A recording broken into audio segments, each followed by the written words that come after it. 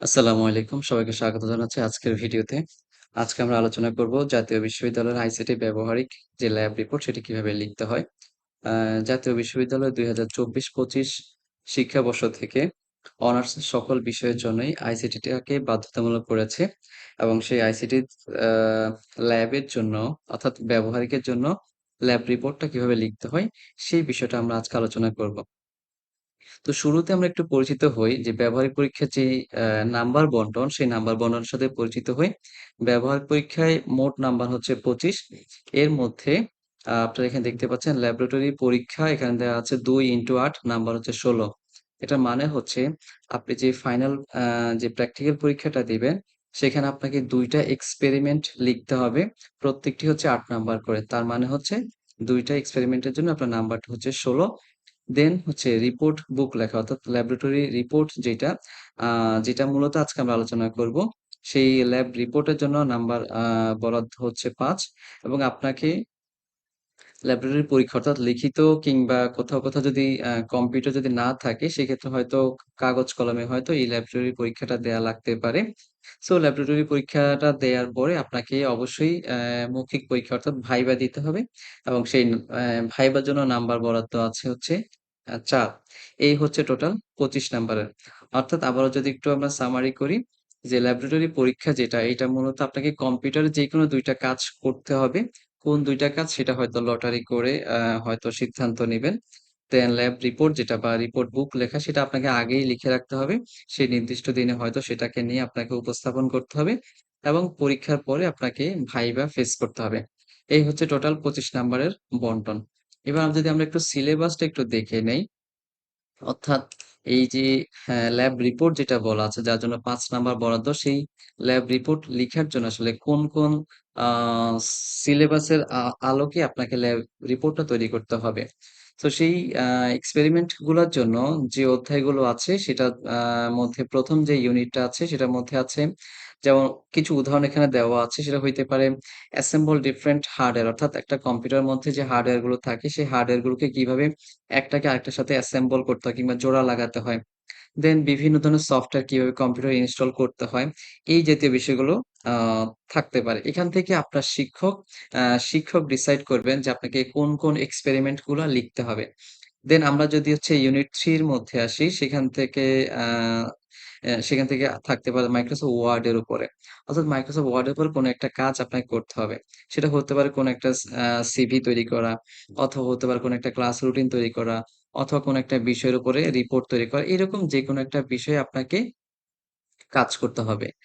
আচ্ছা, এরপর আমরা যদি আসি আ Microsoft Excel কিংবা Excel এর উপরে কাজ। সো Excel এর উপরে খুব কমন কাজ হইতে পারে যেকোনো একটা পরীক্ষার ফলাফলের যে গ্রেডশিট সেটা তৈরি করা। অথবা হচ্ছে কোনো একটা প্রতিষ্ঠানের পেরোল ম্যানেজমেন্টটা কিভাবে হচ্ছে সেটাকে দেখানো রিপোর্ট সহকারে। অথবা কোনো একটা ফ্যামিলির যে খরচ যেটা সেই খরচটাকে কিভাবে তারা হচ্ছে ম্যানেজ করে, কোন খাতে কত অ খরচ করে সেরকম সেটাকে হয়তো গ্রাফিক্যালি হচ্ছে গ্রাফের মাধ্যমে হচ্ছে প্রদর্শন করা। দেন পাওয়ার পয়েন্টের কাছের ক্ষেত্রে আসতে পারে। যেকোনো একটা বিষয়ের উপর একটা পাওয়ার পয়েন্ট প্রেজেন্টেশন উপস্থাপন কিভাবে করতে হয়, সেটা থাকতে পারে। সেটার মধ্যে বিভিন্ন ধরনের অ্যানিমেশন কিংবা ট্রানজিশন কিভাবে যুক্ত করতে হয়, সেগুলোকে স্টেপ বাই স্টেপ দেখানো। তারপর থাকতে পারে কিভাবে কোনো একটা সফটওয়্যার অথবা কোনো একটা অ্যান্টিভাইরাস কিভাবে আপনার কম্পিউটারের মধ্যে ইনস্টল করতে হয়। তারপরে আ থাকতে পারে হচ্ছে ইমেইল কিভাবে করতে হয়, কিভাবে ইমেইল পাঠাতে হয়, এই জাতীয় বিষয়গুলো।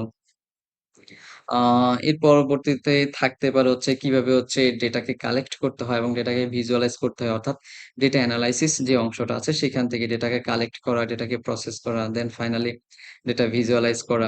সো এই জাতীয় কোনো বিষয়ের উপরে আপনার শিক্ষক আপনাকে যেকোনো এক্সপেরিমেন্ট দিতে পারে। এবং সবার শেষে হচ্ছে আ আপনাদের ফ্রিল্যান্সিংটা আপনাদের সিলেবাসের মধ্যে আছে। সো ফ্রিল্যান্সিং কিভাবে অ্যাকাউন্ট খুলতে হয় অর্থাৎ পোর্টফোলিও কিভাবে তৈরি করতে হয়, দেন প্রপোজাল কিভাবে রাখতে হয় অথবা পেমেন্ট সিমুলেশনটা কিভাবে করতে হয়। সো এই জাতীয় বিষয়গুলোর উপরে আপ আ বিষয়গুলোর উপরে আপনাকে ল্যাব রিপোর্টটা প্রস্তুত করতে হবে। এখন আপনি কয়টা আসলে এক্সপেরিমেন্ট লিখবেন এটা মূলত আপনার যে শিক্ষক আছেন আইসিটির তিনি আসলে ডিসাইড করে দিবেন। তো আমরা আজকে একটু দেখাবো সম্ভাব্য যে এক্সপেরিমেন্ট গুলা লিখা লাগতে পারে সেইগুলোকে আপনি কিভাবে লিখবেন। অর্থাৎ স্টেপ বাই স্টেপ আমরা এখানে একটু আলোচনা করে বুঝিয়ে দেওয়ার চেষ্টা করব। তো আমার এখানে অনেকগুলো এক্সপেরিমেন্ট আছে। আপনার টিচার আপনাকে এতগুলো করতে দিবে না। হয়তো ৫ টা, ৬ টা, ৭ টা হয়তো আপনাকে লিখতে দিবে। সেখান থেকে আপনাকে যে কয়টা লিখতে বলবে, আপনি এইখানে এই ডকুমেন্টটা দেখে আপনি লিখে ফেললেই আপনার কাজটি হয়ে যাবে। তো আমরা এখানে ১ম যে এক্সপেরিমেন্টটা দিয়ে সাজিয়েছি সেটা হচ্ছে এরকম আ যে পরীক্ষণটার নাম আপনাকে শুরুতেই লিখতে হবে এক্সপেরিমেন্ট নাম্বার ১, ২, ৩, ৪ এরকম সিরিয়ালে লিখতে হবে। এরপর আপনার কাজ হচ্ছে লিখতে হবে পরীক্ষণের নাম। অর্থাৎ আপনি কোন কাজটা করছেন সেটা আপনাকে বলতে হবে। সো পরীক্ষণের নামটা আমরা এখানে লিখেছি ডেস্কটপ কম্পিউটার অ্যাসেম্বল। আমরা অলরেডি আলোচনা করেছি অ্যাসেম্বল মানে হচ্ছে একটা কম্পিউটার যে বিভিন্ন পার্টস গুলো আছে সেগুলোকে কিভাবে একটাকে আরেকটার সাথে সংযুক্ত করতে হয় সেটা। সো এক্সপেরিমেন্ট নাম্বার ১ বা ২ অথবা ৩ লিখার পরে, পরের কাজ হচ্ছে আপনার পরীক্ষণের নামটা আপনাকে লিখতে হবে। এবং আপনার লেখাটা শুরু করতে হবে ১ম এ হচ্ছে তথ্য দিয়ে। তথ্য মানে হচ্ছে আপনি যেই কাজটা করছেন, সেই কাজটার কিছু একটা ধারণা দেওয়া। আমরা যদি ১ম যে এক্সপেরিমেন্টটা আছে সেটা তত্ত্বই যদি বলি তাইলে আমরা এইভাবে লিখতে পারি যে ডেস্কটপ কম্পিউটার হলো বিভিন্ন হার্ডওয়্যার অংশের সমন্বয়ে গঠিত একটি ইলেকট্রনিক যন্ত্র। কম্পিউটার প্রতিটি অংশ নির্দিষ্ট কাজ সম্পাদন করে এবং সব অংশ সঠিকভাবে সংযুক্ত হলে একটি পূর্ণাঙ্গ কম্পিউটার সিস্টেম তৈরি হয়। ডেস্কটপ কম্পিউটার অ্যাসেম্বল বলতে সিপিইউ কেসিং এর ভিতরে প্রয়োজনীয় যন্ত্রাংশ সঠিকভাবে বসানো এবং বাইরের ডিভাইসগুলো সংযুক্ত করে কম্পিউটারকে ব্যবহার উপযোগী করে তোলাকে বোঝায়। সো এটা হচ্ছে আপনার তত্ত্ব। এরপরে আপনাকে যেটা লিখতে হবে সেটা হচ্ছে প্রয়োজনীয় যন্ত্রপাতি। অর্থাৎ এই যে আপনাকে ডেস্কটপ কম্পিউটার অ্যাসেম্বল করতে হবে, এই অ্যাসেম্বল করার জন্য আপনাকে কি, কি ধরনের যন্ত্রপাতি প্রয়োজন হতে পারে? সো আপনার মূলত ২ ধরনের যন্ত্রপাতি তৈরি হবে। অ্যা একটা হচ্ছে আপনাকে হার্ডওয়্যার প্রয়োজন হবে এবং আপনাকে সফটওয়্যার দরকার হবে। সো হার্ডওয়্যারের মধ্যে কি, কি আসতে পারে?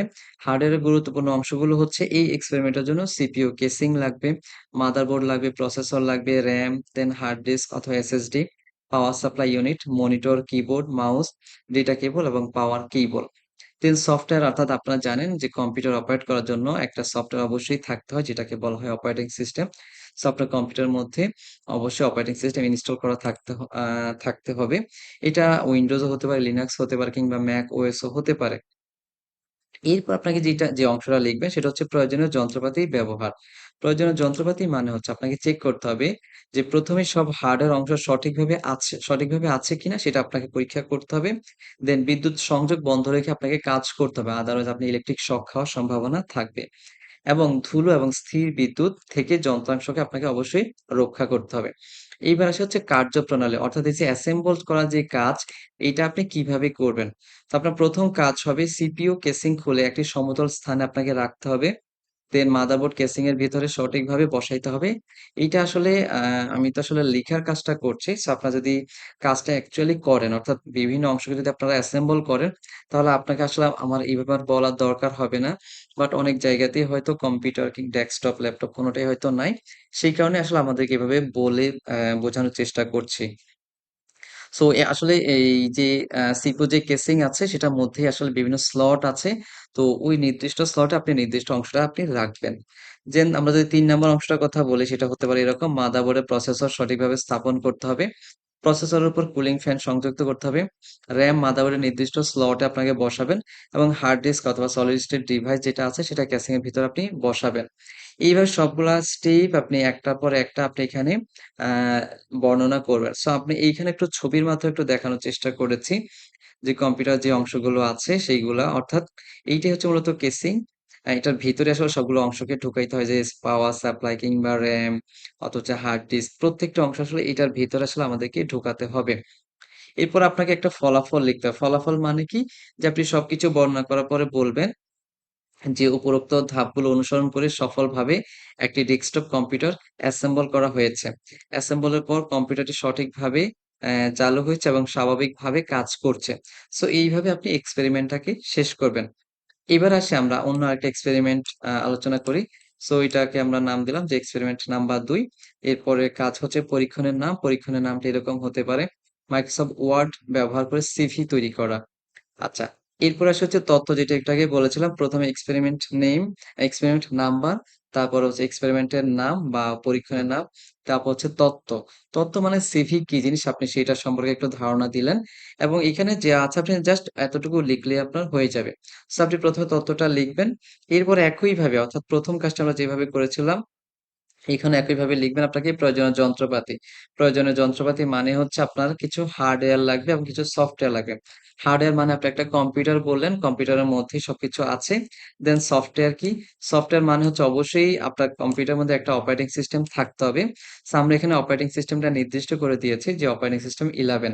কেউ যদি MacBook এ কাজ করেন তাহলে হয়তো বলবেন যে Mac OS, কেউ যদি লিনাক্স অপারেটিং সিস্টেম হয় সেক্ষেত্রে আপনি তো লিনাক্স বলতে পারেন। Then application software.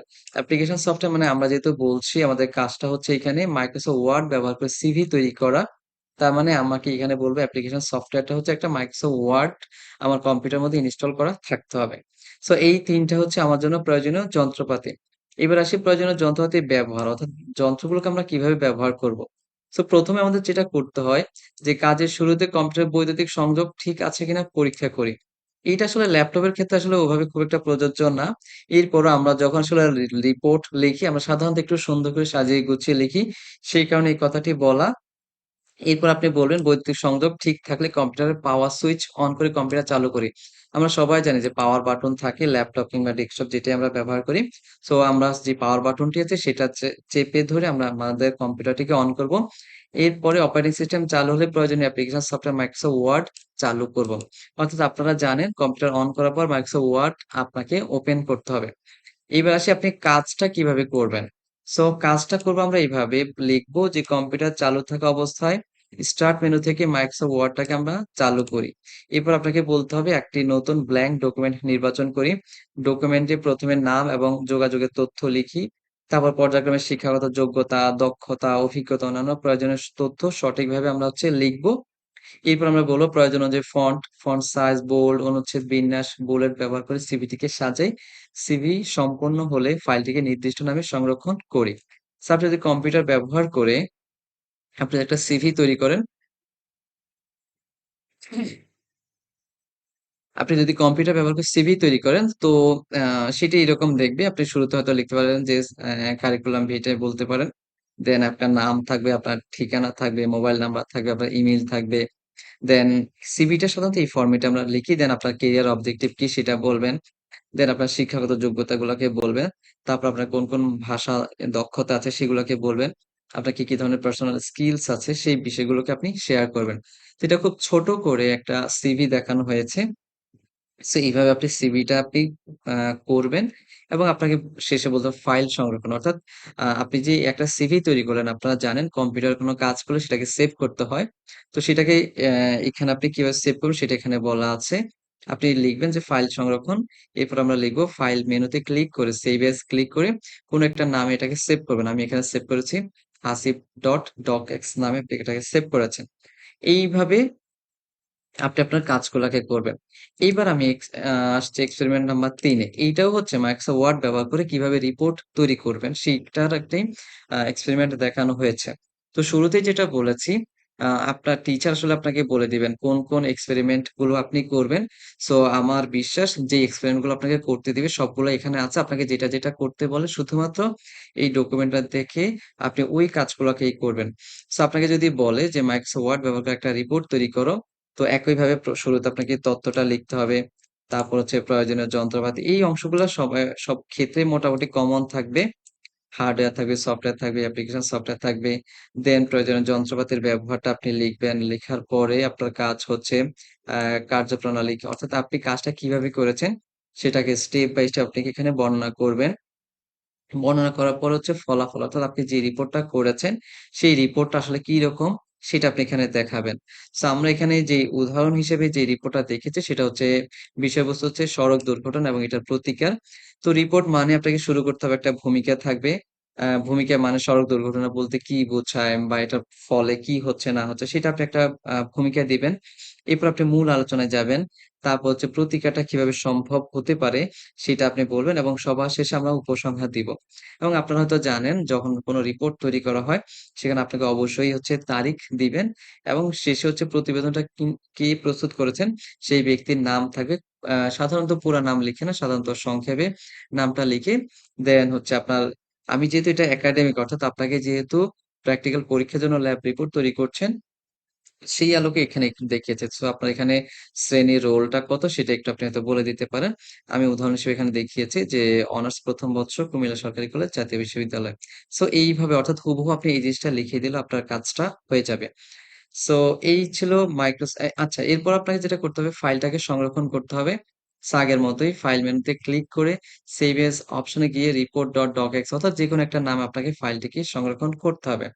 So Microsoft word থেকে এই ২ টা বিষয় আপনার কাছ থেকে চাইতে পারে। আমার ধারণা এর বাইরে আর অন্য কিছু হয়তো খুব একটা চাওয়ার সম্ভাবনা নেই। আচ্ছা, এরপর আসি হচ্ছে আমরা মাইক্রোসফট এক্সেল ব্যবহার করে একটা এক্সপেরিমেন্ট দেখিয়েছি। সো এই এক্সপেরিমেন্টের নাম্বারটা আমি এখানে দিয়েছি ৪। তো এক্সপেরিমেন্ট নাম্বারের পরে আমরা বলব যে পরীক্ষণের নাম। পরীক্ষণের নামটা এরকম হইতে পারে, মাইক্রোসফট এক্সেল ব্যবহার করে গ্রেডশিট তৈরি করো। তো একইভাবে আমরা শুরু করব হচ্ছে তত্ত্ব দিয়ে। যে তত্ত্ব মানে হচ্ছে আমাকে গ্রেড শিট কি জিনিস সেটা আমরা একটু এখানে ব্যাখ্যা করব। সো আমরা এইভাবে সাজিয়েছি। গ্রেড শিট হলো শিক্ষার্থীর একাডেমিক ফলাফল সংরক্ষণের একটি গুরুত্বপূর্ণ দলিল। এতে শিক্ষার্থীর নাম, রোল, শ্রেণী, বর্ষ, বিষয় ভিত্তিক প্রাপ্ত নাম্বার, গ্রেড সুশৃঙ্খলভাবে উপস্থাপন করা হয়। এবার আসে হচ্ছে মাইক্রোসফট এক্সেল কি সেটার একটু ধারণা দিয়েছি আমরা এখানে। সো আপনি এভাবে লিখতে পারেন, মাইক্রোসফট এক্সেল একটি স্প্রেডশিট সফটওয়্যার যার মাধ্যমে তথ্যের গণনা, টেবিল, ফর্মুলা, চার্টের মাধ্যমে ফলাফল প্রদর্শন করা হয়। এক্সেল ব্যবহার করে স্বয়ংক্রিয়ভাবে মোট নাম্বার, পার্সেন্টেজ, গ্রেড নির্ণয় করা যায় এবং গ্রেড শিটকে সুন্দরভাবে ফরম্যাট করা যায়। সো এইভাবে আপনি তথ্যটা লিখবেন। তথ্যের পর আমরা জানি প্রয়োজনীয় যন্ত্রপাতি কি, কি লাগছে এই কাজটা করতে সেটা আপনি বলবেন। এই কাজগুলা মোটামুটি হার্ডওয়্যারটা হচ্ছে মানে হচ্ছে একটা কম্পিউটার লাগবে। সফটওয়্যার মানে আপনাকে অবশ্যই অপারেটিং সিস্টেম লাগবে এবং অ্যাপ্লিকেশন সফটওয়্যার আমরা একটু আগে ব্যবহার করেছি মাইক্রোসফট ওয়ার্ড। বাট আমরা এখন যেহেতু গ্রেড শিট তৈরি করছি তার মানে এটার জন্য আমরা ব্যবহার করব মাইক্রোসফট এক্সেল। এরপর আসে যন্ত্রপাতির ব্যবহার। এইটাও হচ্ছে সকল ক্ষেত্রে একই কথাই আপনি লিখবেন। শুধুমাত্র এই জায়গাটা একটু পরিবর্তন হবে। অপারেটিং সিস্টেম চালু হলে মাইক্রোসফট এক্সেল চালু করি। একটু আগে আমরা বলেছি মাইক্রোসফট ওয়ার্ড চালু করি। এখন আমরা বলব মাইক্রোসফট এক্সেলটাকে চালু করি। এবার আসি কার্যপ্রণালী। অর্থাৎ এই কাজটা আপনি কিভাবে করবেন? অর্থাৎ আপনি এই যে মাইক্রোসফট এক্সেল ব্যবহার করে কিভাবে গ্রেডশিট তৈরি করবেন, সেই কার্যপ্রণালীটা এখানে আপনি ব্যাখ্যা করবেন। সো এটা আমরা এভাবে বলতে পারি যে স্টার্ট মেনু থেকে মাইক্রোসফট এক্সেলটা চালু করব। একটি নতুন ব্ল্যাঙ্ক ওয়ার্ড বুক আমরা নিব। প্রথমেই আমার এই কাজটি করার জন্য রো এ নিচের কলামগুলো আমরা শিরোনামে লিখি।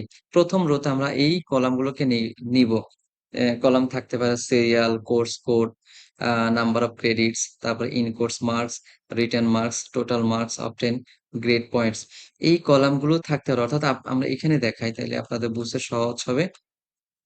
এরকম করে আমরা একটা রেজাল্ট শিট তৈরি করতে চাচ্ছি। তার মানে এখানে কলাম আছে কি, কি? সিরিয়াল কলাম আছে, কোর্স গ্রেড আছে, না কত ক্রেডিট সেটা এখানে আছে, ইন কোর্সের মার্কস কত, রিটেনে কত মার্কস পেয়েছে, টোটাল যোগফল কত হইছে। দেন সেটাকে আমরা ইকুইভ্যালেন্ট গ্রেডে কনভার্ট করেছি। অর্থাৎ আপনারা জানেন এ প্লাস মানে হচ্ছে 4, এ মানে হচ্ছে 3.5 এরকম করে হচ্ছে এগুলোকে আমরা এখানে সাজিয়েছি। তো সেটাই আমরা হচ্ছে এখানে বলেছি যে আপনার এই কাজটা করার জন্য কি, কি কলাম লাগবে আপনি সেখানে কলামগুলো এখানে বললেন। বলার পরে বলতে হবে যে শিক্ষার্থীদের তথ্য নির্দিষ্ট কলামে লিখি।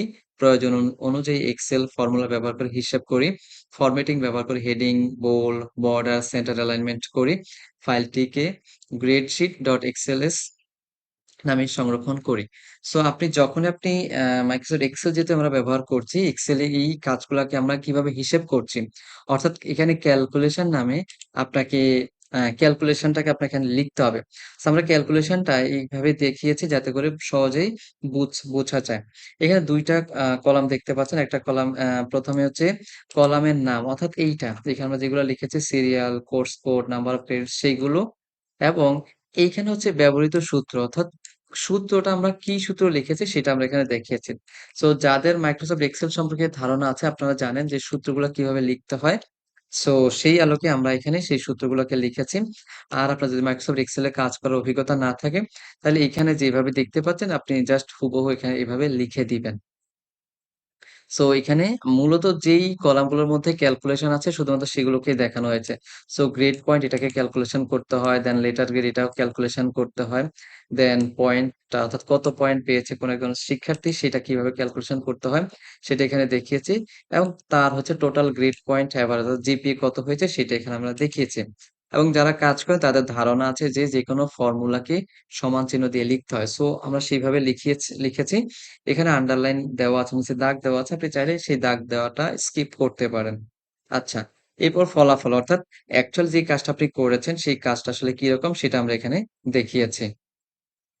আচ্ছা, সো এরকম করে আপনি এই যে যেটা দেখতে পাচ্ছেন এটা একটা ছবি নিয়ে যুক্ত করে দিতে পারেন, অথবা আপনি গাঢ় পেন্সিল দিয়ে এভাবে আপনি এটাকে দেখিয়ে দিতে পারেন, এবং সবার শেষে ফলাফলটা আপনি এখানে বলবেন। এবং ফাইলটাকে সংরক্ষণ আমরা অলরেডি আলোচনা করেছি যে প্রত্যেকটা ফাইলকে কোনো একটা নামে এটাকে সেভ করতে হয়। সো এইটাই হচ্ছে মাইক্রোসফট এক্সেল ব্যবহার করে গ্রেডশিট তৈরি করা। এবার হচ্ছে আমরা আরো একটা এক্সপেরিমেন্ট দেখিয়েছি মাইক্রোসফট এক্সেল এর উপরে। তো আমরা এটাকে এক্সপেরিমেন্ট নাম্বার দিয়েছি ৫। পরীক্ষণের নামটা আমরা এরকম বলতে পারি, মাইক্রোসফট এক্সেল ব্যবহার করে পেরোল ম্যানেজমেন্ট সিস্টেম বা বেতন ব্যবস্থাপনা তৈরি করা। সো একইভাবে আপনাকে এখানে প্রথমে তথ্যটা লিখতে হবে। তথ্যটা আমরা এখানে সুন্দর মতো সাজিয়ে লিখেছি। আপনাকে আপনার টিচার যদি এই এক্সপেরিমেন্টটাই করতে বলে, আপনি জাস্ট এটা দেখে যা দেখতে পাচ্ছেন এটা দেখে লিখে দিলেই কাজ হয়ে যাবে। এইবার আসি প্রয়োজনীয় যন্ত্রপাতি। সবকিছুই আগের মতো হার্ডওয়্যার, সফটওয়্যার, তারপরে অ্যাপ্লিকেশন সফটওয়্যার। সো আমি আর এগুলাকে ইলাবোরেট করছি না। এবার আসি প্রয়োজনীয় যন্ত্রপাতি। এখানেও জাস্ট আগের মতোই আপনি জাস্ট দেখে লিখবেন। এবার আসি হচ্ছে কার্যপ্রণালী। সো কার্যপ্রণালী মানে আপনি এই কাজটা কিভাবে করবেন বা করেছেন সেটা আপনি এখানে ব্যাখ্যা করবেন। প্রথমে লিখতে হবে স্টার্ট মেনু থেকে মাইক্রোসফট এক্সেলটা চালু করে দেন, ব্ল্যাঙ্ক একটা ওয়ার্ড বুক আমরা তৈরি করি। তারপর প্রথম রোতে পেরোল শিটটা তৈরি করার জন্য আপনি কি কলাম যুক্ত করেছেন। আপনি যদি এখানে একটু দেখেন তাহলে বুঝতে পারবেন সহজ হবে। দেখুন এখানে লেখা আছে employee name, employee ID, basic salary, house rent, মেডিকেলটা কত পার্সেন্টেজ কাটা হচ্ছে, গ্রোস স্যালারি কত, প্রভিডেন্ট ফান্ডে কত পার্সেন্ট সে রাখছে, ট্যাক্স কত পার্সেন্ট কাটা হচ্ছে, কারণ টোটাল কত কর্তন হচ্ছে এবং কর্তনের পর সে নেট স্যালারিটা কত পাচ্ছে। সো এই জিনিসটাই হচ্ছে আমরা এখানে ব্যাখ্যা করেছি যে আপনার এই কাজটা করার জন্য কি আপনার কলাম লাগবে। এখানে একটা জিনিস খেয়াল করুন, আমি এখানে নামগুলোকে ইংলিশে দিয়েছি আর এই জায়গায় দিয়েছি হচ্ছে বাংলা। আপনি চাইলে এইখানেও ইংলিশে দিতে পারেন, কোনো অসুবিধা নাই। সো প্রথম কলামটা হতে পারে কর্মচারীর নাম, কর্মচারী আইডি, বেসিক, বাড়ি ভাড়া, চিকিৎসা ভাতা, মোট বেতন, প্রভিডেন্ট ফান্ড, ট্যাক্স, মোট কর্তন, এই দেন হচ্ছে নেট বেতন। সো এইভাবে আপনি সবগুলা কলাম কি আছে সেগুলোকে লিখলেন। লিখার পর আপনি এটা বলতে পারেন যে প্রতিটি কর্মচারীর তথ্য নির্ধারিত কলামে লিখি। তারপর আপনাকে বলতে হবে এক্সেল ফর্মুলা ব্যবহার করে স্বয়ংক্রিয়ভাবে হিসেব করি। দেন ফরম্যাটিং ব্যবহার করে heading, bold, border, centre alignment এগুলো করবেন। এবং ফাইনালি আপনি কাজটাকে আপনি একটু সেভ করবেন। দেন এখানেও যেহেতু এক্সেল মানে আপনাকে ক্যালকুলেশন করতে হবে। আবারও বলছি ক্যালকুলেশন কোন কলামকে করবেন সেটা অবশ্যই আপনি আসলে যারা কাজ করেন তারা দেখলে বুঝতে পারবেন। সো যেই কলামগুলোতে আমাকে ক্যালকুলেশন করতে হচ্ছে সেগুলো এখানে দেখিয়েছি। এখানে আমি একটু কালারফুল করে দেখিয়েছি। এখানে একটু কালারফুল করে দেখিয়েছি। আপনি যদি হাতে লিখে করেন এটা আপনি চাইলে পেন্সিল দিয়ে করতে পারেন এবং ওভাবে কালার না করলেও হবে। আরেকটা জিনিস দেখুন, এখানে দেখুন C3 তিনটা বাংলায় আছে। আপনি চাইলে এগুলো বাংলা অথবা ইংলিশ যেকোনো ভাবে লিখতে পারেন। কমন প্র্যাকটিস হচ্ছে সাধারণত সবাই ইংলিশে লিখে। সো আপনি চাইলে ইংলিশে লিখতে পারেন। সো বাড়ি ভাড়াটা আসলে কিভাবে বের করে সেটা সূত্রটা হচ্ছে এইটা। চিকিৎসা ভাতাটা কিভাবে বের করে সেটা হচ্ছে এটা সূত্র। এইভাবে সবগুলা সূত্র এখানে দেওয়া আছে। আচ্ছা, এরপরে কাজ হচ্ছে ফলাফল, অর্থাৎ যেই কাজটা আপনি করেছেন। সো এই কাজটা হচ্ছে দেখতে এরকম, যেমন আমরা এখানে উদাহরণ হিসেবে তিনজন কোন একটা প্রতিষ্ঠান আমরা তিনজন আহ অফিসার বা কর্মচারী যেটাই বলি না কেন তাদের হচ্ছে নাম দিয়েছি। তারপর তাদের আইডি কত সেটা দেখিয়েছি। বেসিক স্যালারি কত? বেসিক স্যালারি হচ্ছে হাউস রেন্ট হচ্ছে 20%, অর্থাৎ ৳১০০ মধ্যে ৳২০ হচ্ছে সে হচ্ছে বাড়ি ভাড়া ভাতা পায়। সো এইভাবে সাজিয়েছি। সো আপনি এভাবে একটু দেখিয়ে দিতে পারেন। এটাকেও আপনি পেন্সিল দিয়ে করলে হয়তো দেখতে একটু সুন্দর লাগবে, এবং অবশ্যই গাঢ় পেন্সিল ব্যবহার করবেন। দেন আপনি এইখানে কাজটি শেষ করার পর এখানে একটু বর্ণনা হয়তো দিতে পারেন। দিলেন। দেওয়ার পরে কাজটা হচ্ছে ফাইল সংরক্ষণ। সকল ক্ষেত্রে একইভাবে ফাইল সেভ করতে হয়। আমরা এটাকে সেভ করেছি এখানে payroll ডট আ এক্সএলএস নামে এটা সেভ করেছি। আচ্ছা, এইবার আসি হচ্ছে মাইক্রোসফট এক্সেল ব্যবহার করেই আমরা আরেকটি কাজ দেখিয়েছি। এটার আমরা এক্সপেরিমেন্ট নাম্বার দিয়েছে ৬। সো আপনি যেটা করবেন লিখবেন এক্সপেরিমেন্ট নাম্বার ৬, তারপর পরীক্ষণের নাম। মাইক্রোসফট এক্সেল ব্যবহার করে মোবাইল ও ইন্টারনেট ব্যবহারকারীর সংখ্যার উপর ভিত্তি করে গ্রাফ তৈরি করা। অর্থাৎ মাইক্রোসফট এক্সেল ব্যবহার করে আপনি বিভিন্ন ধরনের গ্রাফ বা চার্ট তৈরি করতে পারেন। তো সেরকম একটা চার্ট দেখিয়েছি। এটা মূলত মোবাইল ব্যবহারকারী এবং ইন্টারনেট ব্যবহারকারী তাদের সংখ্যার উপরে ভিত্তি করে। সো তথ্য একইভাবে গ্রাফ কি জিনিস আপনি সেইটাকে একটু ব্যাখ্যা করলেন। আমি যেটা লিখেছি এখানে, গ্রাফ হলো তথ্য উপস্থাপন একটি চিত্রভিত্তিক মাধ্যম, যার মাধ্যমে বিভিন্ন তথ্য সহজে দ্রুত বিশ্লেষণ করা যায়। সো সেটাকে আমরা এখানে একটু ব্যাখ্যা করেছি। আচ্ছা, এরপর প্রয়োজনীয় যন্ত্রপাতি। প্রয়োজনীয় যন্ত্রপাতিগুলা সবই আগের মতো করে আপনি লিখবেন। দেন প্রয়োজনীয় যন্ত্রপাতির ব্যবহার সেটাও আপনি আগের মতো করে লিখবেন। কার্যপ্রণালীটা অর্থাৎ আমরা এই কাজটা কিভাবে করব সেইটা আমরা এখানে একটু স্টেপ বাই স্টেপ বর্ণনা করেছি। সো আপনি ১, ২, ৩, ৪ দিয়ে এখানে যেভাবে আছে সেভাবে আপনি একটু এটাকে লিখে দিবেন। এবার আমরা একটু ছবিটা দেখাই। দেখুন, এইখানে ৩ টা কলাম দেখতে পাচ্ছেন। ১ম কলামের নাম হচ্ছে ইয়ার, ২য় কলামটার নাম হচ্ছে মোবাইল ইউজার এবং অর্থাৎ আমরা যে গ্রাফটা করার চেষ্টা করেছি সেটা হচ্ছে ধরুন কোন একটা দেশে কোন বছরে মোবাইল কতজন ব্যবহার করছে এবং ইন্টারনেট কতজন ব্যবহার করছে। উদাহরণস্বরূপ এখানে ২০১৯ সালে মোবাইল ব্যবহারকারী হচ্ছে ১৬০ মিলিয়ন এবং ইন্টারনেট ব্যবহারকারী হচ্ছে ৬০ মিলিয়ন।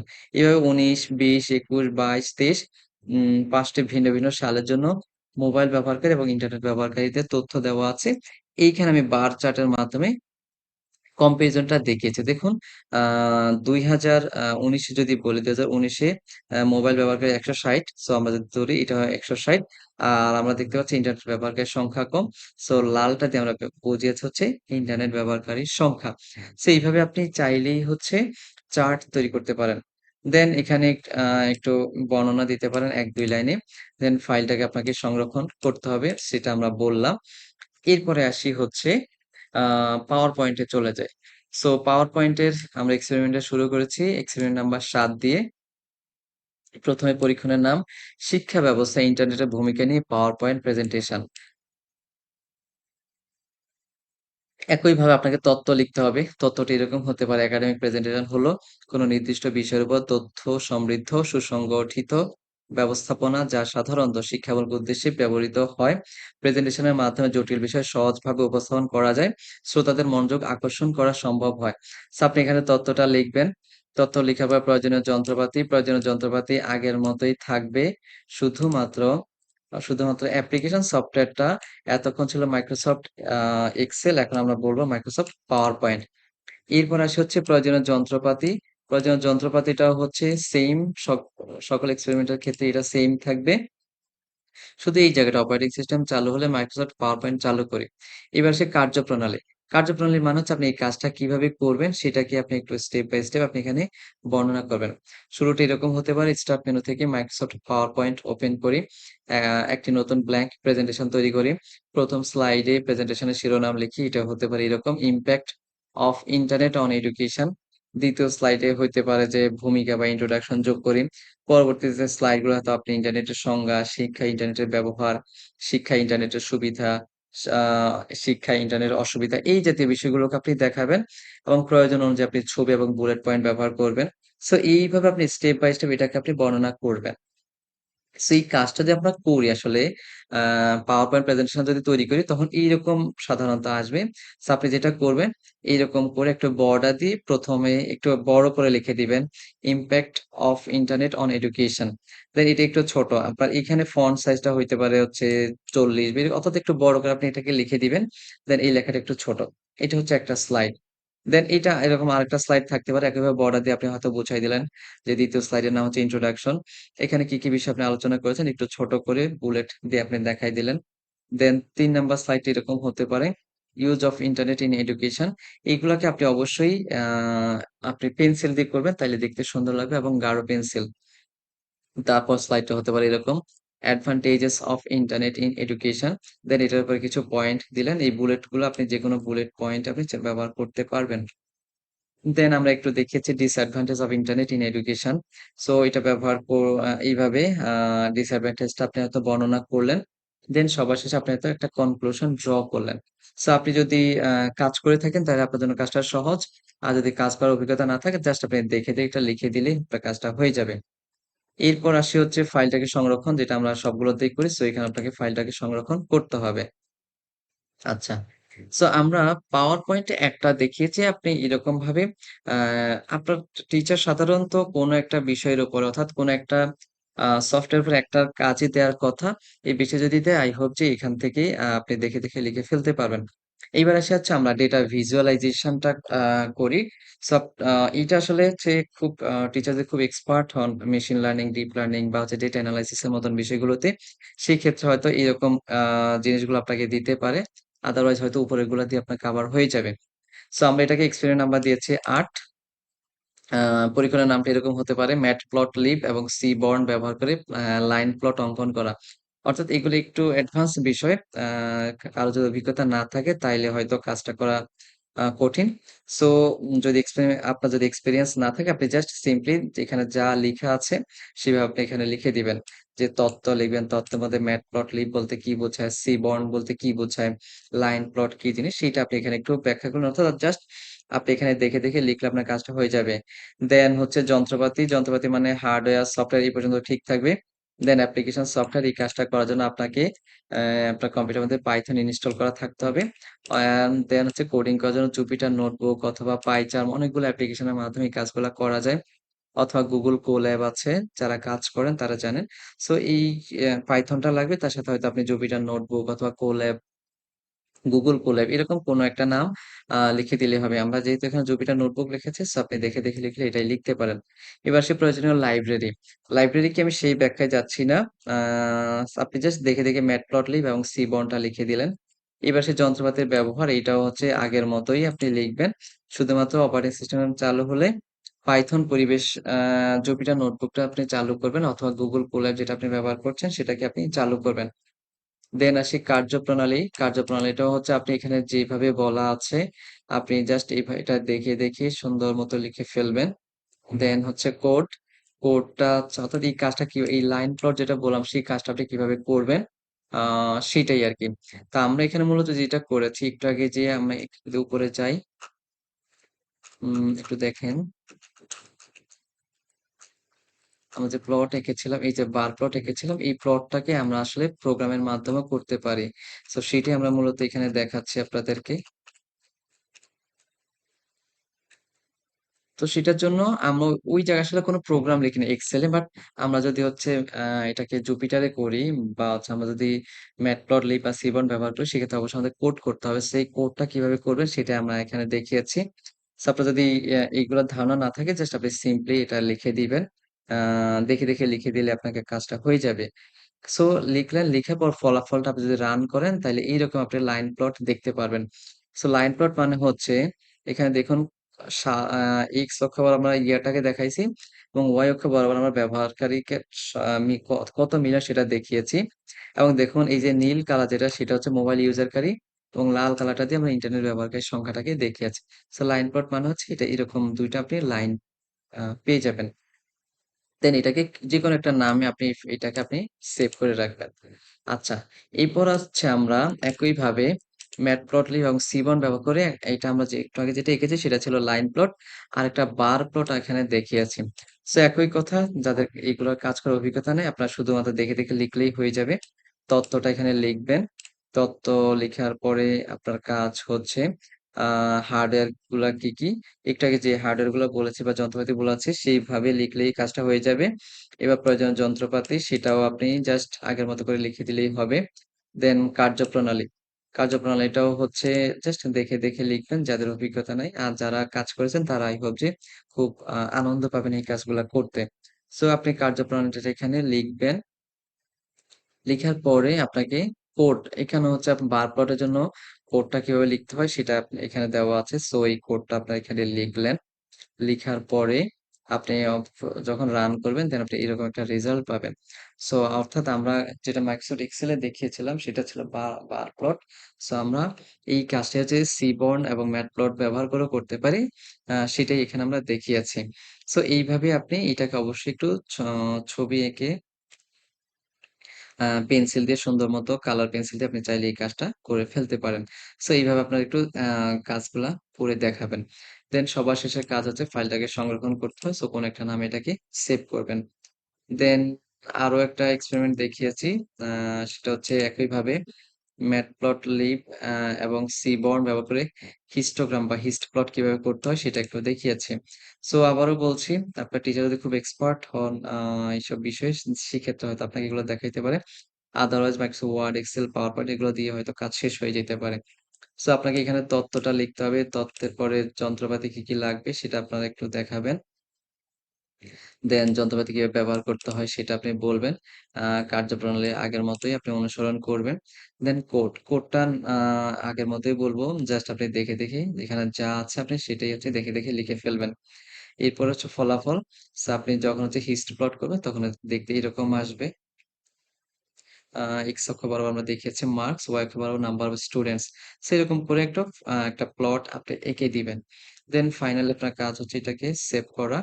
সো আপনি এটাকে সেভ করে নিলেন।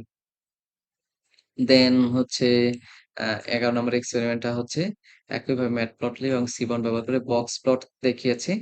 সো আমি আর এটাও ওইভাবে আলোচনা করলাম না। যদি আপনাকে করতে বলেন দেন আপনি জাস্ট এখানে দেখে, দেখে যেভাবে লেখা আছে ওইভাবে দেখে, দেখে আপনি কাজটা করে ফেলবেন। সবকিছু আগের মতোই, শুধু কোডটা চেঞ্জ হবে। সো আপনি কোডটা একটু দেখিয়ে, দেখে লিখে ফেলবেন। এবং আপনি যদি বক্স প্লট অঙ্কন করেন, বক্স প্লটটা দেখতে হচ্ছে এই টাইপের হবে। একটু ছোট করে দেখাই। সো বক্স প্লট হচ্ছে এইরকম টাইপের হয়ে থাকে। সো আপনি জাস্ট দেখে, দেখে এরকম একটা ছবি এঁকে দিবেন, তাইলে আপনার কাজটা হয়ে যাবে। আচ্ছা, এবার আমরা আলোচনা করছি এক্সপেরিমেন্ট নাম্বার 12। এটা হতে পারে এরকম। পরীক্ষণের নামটা হতে পারে আপওয়ার্ক অ্যাকাউন্ট তৈরি করা। অর্থাৎ যারা ফ্রিল্যান্সিং করে, সো ফ্রিল্যান্সিং জগতে আপওয়ার্ক এবং ফাইবার খুবই জনপ্রিয় সাইট। সো আমরা এখানে দেখেছি আপওয়ার্কে কিভাবে অ্যাকাউন্ট তৈরি করতে হয়। সো একইভাবে আগের মতো করে আপনাকে শুরুতে তথ্য লিখতে হবে। তথ্যটা হচ্ছে এরকম হতে পারে যে আপওয়ার্ক একটি জনপ্রিয় ফ্রিল্যান্সিং প্ল্যাটফর্ম, যেখানে ফ্রিল্যান্সাররা বিভিন্ন ধরনের কাজ করে আয় করতে পারেন। সেইভাবে আপনি একটা তথ্যটা লিখবেন। তারপরে আপনাকে লিখতে হবে প্রয়োজনীয় যন্ত্রপাতি। অর্থাৎ আপনি কি, কি যন্ত্রপাতি এখানে ব্যবহার করবেন সেটা আপনি এখানে একটু বলে দিবেন। এখানে হার্ডওয়্যার সফটওয়্যারের সাথে আপনাকে একটা ওয়েব ব্রাউজার লাগবে। অর্থাৎ Upwork যে ওয়েবসাইট আছে সেই ওয়েবসাইটে যাওয়ার জন্য কোনো একটা ব্রাউজার ব্যবহার করতে হবে। সো আমরা এখানে উদাহরণ হিসেবে লিখেছি Google Chrome বা হতে পারে Microsoft Edge। ওকে। এবার হচ্ছে প্রয়োজনীয় যন্ত্রপাতি। কি, কি যন্ত্রপাতি লাগবে এই কাজটা করার জন্য আ সেইটা এখানে একটু দেখিয়েছি। দেন কার্যপ্রণালী, অর্থাৎ আপনি কাজটা এই যে Upwork এ অ্যাকাউন্ট কিভাবে তৈরি করবেন সেটা এখানে দেখিয়েছি। তো ১ম এ আপনাকে যে কাজটা করতে হবে, ওয়েব ব্রাউজার খুলে Upwork এর অফিসিয়াল ওয়েবসাইটে যেতে হবে। ওয়েব ব্রাউজার তো আমরা বুঝি যেটা ব্যবহার করে আসলে আমরা ইন্টারনেট ব্যবহার করি। সো ধরুন আপনি Google Chrome অথবা Mozilla Firefox বা Microsoft Edge কোনো একটা ব্রাউজার ইউজ করে আপনি আ সেখানে গিয়ে এরকম আরকি আপনি লিখবেন www.upwork.com। সো এরকম আপনি লিখলেন, লিখে আপনার এন্টার বাটনে চাপ দিবেন। সো এই যে দেখুন আমরা অলরেডি Upwork ওয়েবসাইটে চলে আসছি। এই কাজটা আমরা কিভাবে করব বা করেছি সেটা আসলে আমাদেরকে এখানে এক্সপেরিমেন্টে দেখাইতে হবে। সো সেটা এখানে বলেছি। ওয়েব ব্রাউজার খুলে Upwork এর অফিসিয়াল ওয়েবসাইটে যেতে হবে। যাওয়ার পরে আপনি দেখেন আমি গেলাম। এখন আসলে ছবিটা একরকম আসতেছে। বাট আমি যখন আসলে এইটা যখন তৈরি করি তখন আসলে এরকম ছবি আসছিল। সো আপনিও যদি যান একেক সময় এরকম একেক রকম ছবি আসবে। তো আপনি জাস্ট সিম্পলি এরকম একটা ছবি এখানে এড করে দিলেই হবে। এরপর আপনাকে যেটা করতে হবে, সাইন আপ বাটনে ক্লিক করতে হবে। দেখুন এই যে এখানে দেখুন সাইন আপ লেখা আছে। সো আপনি সাইন আপ বাটনে আপনাকে ক্লিক করতে হবে। সো এই কথাটা আপনি বলবেন। এরপর কি করবেন? সাইন আপে যদি ক্লিক করেন, দেখুন আমি একটু দেখাই। এখানে যদি ক্লিক করি আমরা, ২ টা অপশন আসছে। একটা হচ্ছে ক্লায়েন্ট আরেকটা হচ্ছে ফ্রিল্যান্সার। সো আমরা তাইলে এখানে দেখান এই যে ২ টা অপশন পেয়েছেন, ক্লায়েন্ট আর ফ্রিল্যান্সার। সো আপনি এখান থেকে আমি ফ্রিল্যান্সার অপশনটা নির্বাচন করুন। অর্থাৎ আপনি এখান থেকে এইখানে ফ্রিল্যান্সার এ ক্লিক করবেন। সো ফ্রিল্যান্সার আপনি ক্লিক করবেন। তারপরে কন্টিনিউ বাটনে ক্লিক করবেন। দেন এইরকম একটা অপশন আসবে আপনার কাছে। সো এইভাবে আপনি জিনিসটাকে অ একটু সাজাবেন। এবং এই সবগুলা ইনফরমেশন যখন দিবেন, দেওয়ার পর আপনার কাজ হচ্ছে ক্রিয়েট মাই অ্যাকাউন্ট, এখানে ক্লিক করবেন। এবং আপনার নাম, ইমেইল অ্যাড্রেস, শক্তিশালী পাসওয়ার্ড দিবেন। দেওয়ার পরে দেশ হিসেবে আপনি বাংলাদেশ নির্বাচন করবেন। দেন টার্মস কন্ডিশনস এ টিক চিহ্ন দিবেন। এই যে এগুলোতে টিক চিহ্ন দিতে হয়। সো অর্থাৎ যা, যা লেখা আছে এভাবে আপনি কাজটা করবেন। করার পর ক্রিয়েট মাই অ্যাকাউন্টে ক্লিক করবেন। করার পর আপনার ইমেইলে একটা লিংক আসবে। সেই লিংকে ক্লিক করে আপনাকে ভেরিফাই করতে হবে। সো এই যে দেখুন verify your email to continue. So আপনি এখানে এটাতে ক্লিক করলে কাজটা হয়ে যাবে। এরপর আপনি যেটা করবেন লগইন করে প্রোফাইল সম্পন্ন করবেন। লগইন করে আপনার প্রোফাইলে আপনার নাম, আপনি কোন, কোন কাজে এক্সপার্ট এই বিষয়গুলো আপনি এখানে লিখে দিবেন। সো এইভাবে এখানে যা কিছু আছে আপনি লিখবেন। লিখার পর আপনি একটা উপসংহার দিয়ে আপনি আপনার কাজটা শেষ করবেন। সো এইভাবে আপনি আপনার যে ল্যাব রিপোর্ট লেখার যে কাজটা সেভাবে আপনি কাজটা সম্পন্ন করবেন।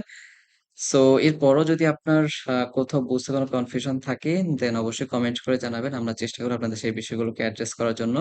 সবাই ভালো থাকবেন, সুস্থ থাকবেন।